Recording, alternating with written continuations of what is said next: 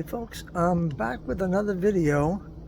This one is on ScanGauge 3 or ScanGauge 2 even. I bought the ScanGauge 3 when I bought my RV, and because I like numbers, and the dash doesn't give you numbers. Most dashes don't give you numbers. All they give you is a needle and that kind of stuff. But found out an interesting thing. I mean, my ScanGauge 3 water temperature was getting hot, and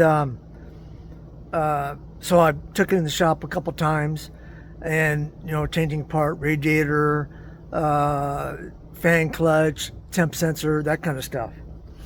And it turns out that my particular engine, the V10, the Ford V10, 6.8 liter,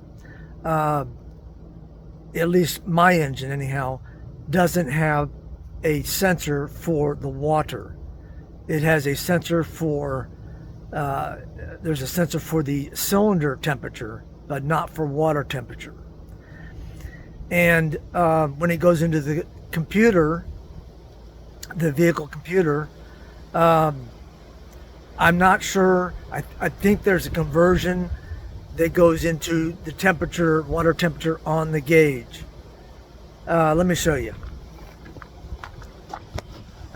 Here's the ScanGauge 3. I can probably show you what it looks like. Let me. All right, there we go.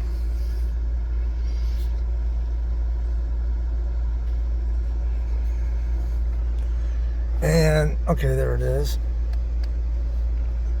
All right, so this temperature right here, well, here's your water temperature gauge right here. Yeah. Right here.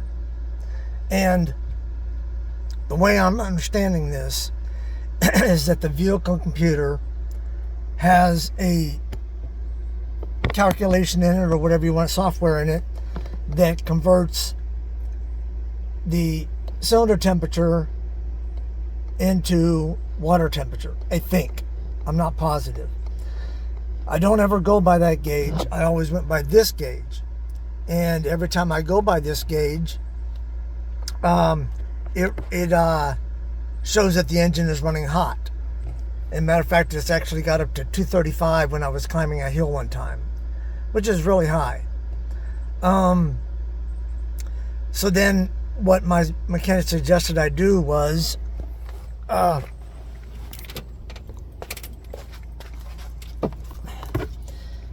use I think this is called an infrared temperature sensor. So what we did was, while the engine was running and while it was hot, it was at 195 according to that gauge up there. And I went out here and pointed this gun, this probe, down. I don't know if you can be able to see it or not, but it's right down there. I don't think the camera's going to focus, but anyhow, the thermostat housing is right down there. So I pointed that thing, the infrared, so I pointed the infrared gun, I guess you would call it, laser gun, whatever, pointed at the thermostat housing while the ScanGauge 3 was showing 195. And the thermal gauge read 180. And it was directly reading water temperature from the thermostat housing. Because the mechanic said that we've changed all the parts we can.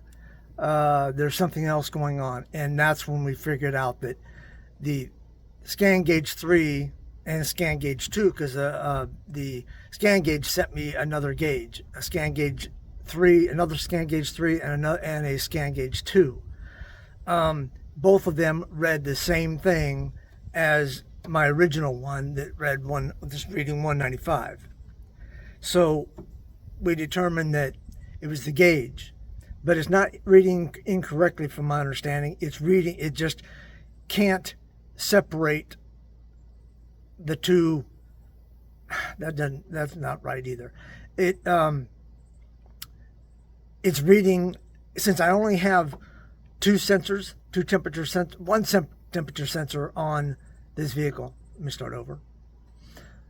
Since I only have one temperature sensor on this vehicle, on this engine, and it's the temperature sensor is right next to the cylinder, so it's reading cylinder temperature. This does not have a water temperature sensor, so it's reading the water temperature, but I think that the software in the computer converts that temperature into a water temperature on the gauge, on the cluster. But the ScanGauge 3 can't figure that out, and so it just goes straight to the sensor. I don't know if that's completely correct or not, but that's what this video is about, is to warn, or, well, yeah, I guess warn or advise people that use the ScanGauges that if your vehicle has only one temp sensor and it's on the cylinder head or piston reading a cylinder temperature, then the gauge is not going to read correctly. It's reading correctly. It's reading the ScanGauge, the temperature sensor, but that is not water temperature, and so it's going to read higher. And if you're having work done or taking your vehicle to the shop to try and get water temperature down, you're not reading water temperature. You're reading cylinder temperature. So it is not. Regardless of the amount of parts you replace, it's not going to change that temperature. So you just need to be aware that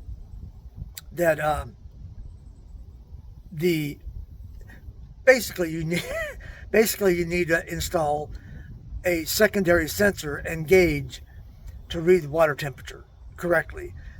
And the reason why I say that is because I do not like the gauges in vehicles with just a needle and a line, not with a temperature telling you what it's at. That's the reason why I'm installing a new or an additional gauge on mine, is so that I have numbers to go by. And my last part for that system is coming in today, and basically it's let me show you.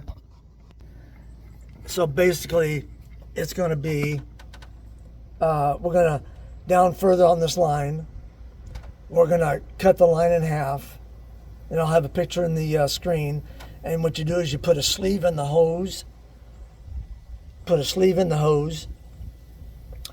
got a hole in it that comes with a temp sensor, and then you wire that into your electrical system, and that way you are reading coolant temperature after it comes out the thermostat. You don't want it on the coming out of the radiator back into the engine, because then it's already been cooled down. You want it either in the thermostat housing or in the hose going to the radiator coming out of the engine. So you basically your top hose. But I just want to let you guys, the folks out there using the ScanGauge 3, be aware that if your car does have two temp sensors, then most likely one's going to be a cylinder temperature and the other one's going to be water temperature. Now, I don't know whether or not the ScanGauge 3 or 2 can read between the two, but that's the reason why I'm installing a secondary gauge, is because this is going to read strictly water temperature. I don't have that second sensor on my engine. And I just wanted to alert people to this before they start. Hopefully you haven't started sinking money into changing parts. I went from a dual core radiator to a triple core radiator, and that didn't help it at all. But that was because I was going by the ScanGauge. Now, I wish I would have had the water temperature gauge at the same time. That way I could see the drop. But I'm just hoping it works. And once I've gotten the other gauge installed, transmission and coolant temperature sensors and gauges, I will make another video and show you the difference. Show you how well the new sensor is working. Anyhow, I just wanted to bring all this to your attention, and hopefully it helps somebody out.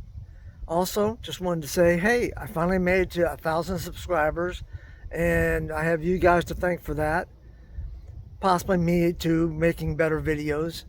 But it's you guys who watch my channel and subscribe. So thank you very much from the bottom of my heart. I appreciate that. It took me 5 years to make it, but I'm there. Anyhow, I hope everybody's doing well, and see you on the next video.